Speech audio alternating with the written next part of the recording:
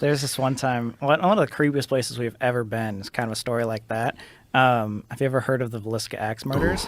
No. So in Villisca, Iowa, there was this serial killer that came in, apparently, and small little town, a couple thousand people or whatever, little house, and somehow this guy was able to come into the house, kill 2 parents and 6 kids all in one house with an axe. Tiny house. Without getting caught at all. And to this day, it's an unsolved murder. Oh, Jesus Christ. And it's just so bizarre. And that was one of the places that, like, yeah. Is this Oh, it? my That's God. it. Yeah, we went Oh there. my God! Look at the fucking sign in front of it. Jesus Christ! They got Villisca Axe Murder House, and it's dripping blood. If you were a neighbor, you'd be like, "Hey, bro, maybe take that fucking change sign that?" down." Yeah, exactly. A little Imagine. insensitive for sure. Jesus Christ!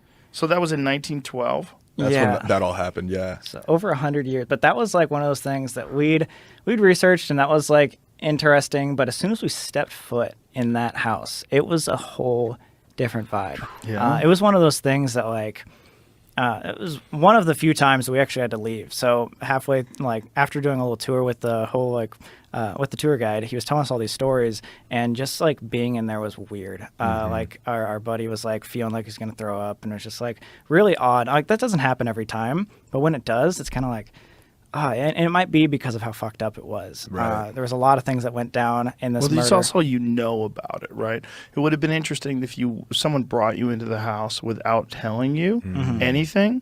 Like, how do you feel in this place? And then see how you feel then. Right. Is it like a placebo effect maybe that because you know the story, you're could walking be. in there? I mean, that's a crazy placebo, right? Like Oh, just yeah. to know that a whole family's murdered with a fucking axe. Right. And the most gruesome part about it is the killer used the blunt side of the axe. So you can still, because we went there to investigate, you can still see like the axe markings in the ceiling when he was going back Oh God. to go down. And again, it's so weird because there was like, on the top floor, there was like the parents' room, but then right like 5 steps down a wooden creaky hallway was the children's room where there was 4 of them, and then there was 2 more of like their daughter's friends that they were hanging out with that were downstairs that got murdered as well. So how is it possible that he was able to get to all of them with the blunt side and just And like did he break in or was he hiding like in the attic? Like we don't know. really creepy? Yeah, I think So that was the one that got you the most? yeah. For That like and that, Conjuring. like true crime world is like really messed up. Because like again, like the stories you hear too, and the allegations of these people is like, oh God. Because for that particular ex murder, the little girls downstairs apparently were the last ones getting killed, and because of that, the killer was apparently reported that he like would.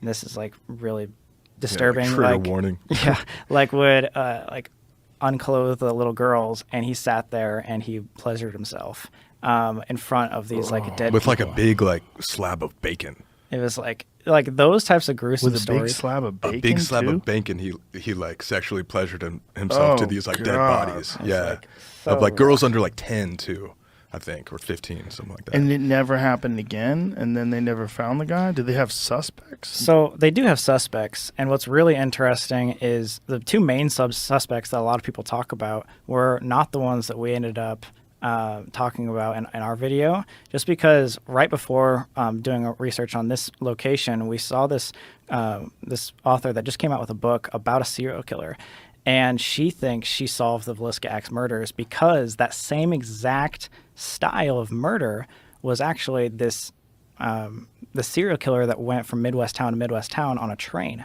and it's called The Man from the Train. And the same exact thing. So like things like covering the mirrors after like the death, and like the back of an axe, the fact that he was left-handed, which he would eat meals like afterwards, like he'd like make himself a meal and sit with all the dead bodies and eat. Yeah, cover up every like window because he was like ashamed that if he saw his reflection or something like that. And every single spot that this traveling serial killer went to would cover the windows and do weird things like that, bacon and ritual all that things. stuff. Yeah. So how many different times did this guy supposedly do this?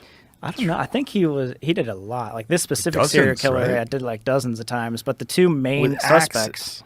Yeah, with axes, which is weird. And then they explained to us why.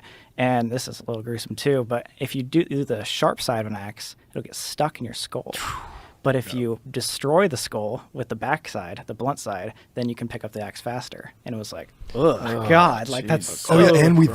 thought like we were like maybe he drugged the family beforehand or like chloroformed them or something, and there was no sign of like any drugs like used. It's so weird. According to the book, The Man on the Train, they describe him for being responsible for up to feeling certain that Mueller committed 14 family murders totaling 59 victims, less certain varying degrees of his involvement, and another 25 family murders totaling an additional 94 victims. Wow. Oh my god. And there's even one in Germany they think might have been attached to him. Do you have a photo of this guy? I don't think so. I don't think so. So what was his name? Mueller. Like Paul Paul Mueller Mueller. or something. And why did they think it was him specifically? Did he get arrested? I'm just looking at the Wikipedia that breaks down the book. He so just like I have to buy the book. the style of the murders were so similar, and the two other main suspects that they hadn't murdered anybody previously, and so Yeah. this guy just coming in train by train to all these different cities. Yeah, the other suspects were just like not as intense, I guess you could say.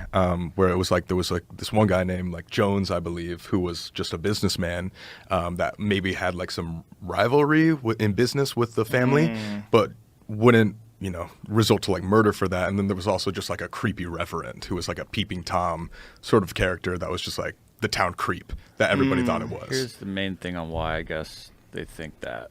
What they think. I don't know if you can read that. It might be a little small. Yeah, according to the Jameses, a number of murders in the period were assumed by local police to be one-off incidents or actually committed by a single person, probably Mueller, based on certain similarities among the crimes.